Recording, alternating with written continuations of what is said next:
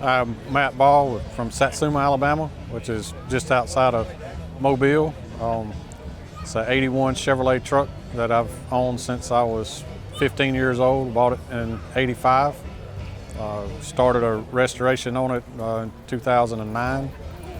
Of course, we went completely from the ground up. Every nut and bolt on it came apart, painted, put back together. It's got a 383 stroker motor, turbo 350 transmission, 410 rear gear with a locker, boycotted wheels, a lot of little custom touches that people don't really pick up on. Just a lot of the things I wanted to do.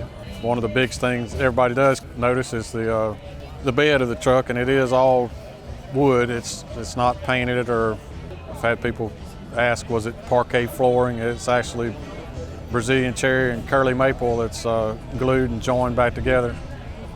I said I've owned the truck since I was 15 years old. It was my first vehicle. That's why it meant so much to me to restore it. When I did this truck, the square bodies weren't very popular like they are today, so I had challenges finding parts. Couldn't just call anybody and get what I wanted. I spent a lot of time in pull-it boneyards, stripping other trucks to get everything I needed to put it back together. It's probably going to stay as is for a while.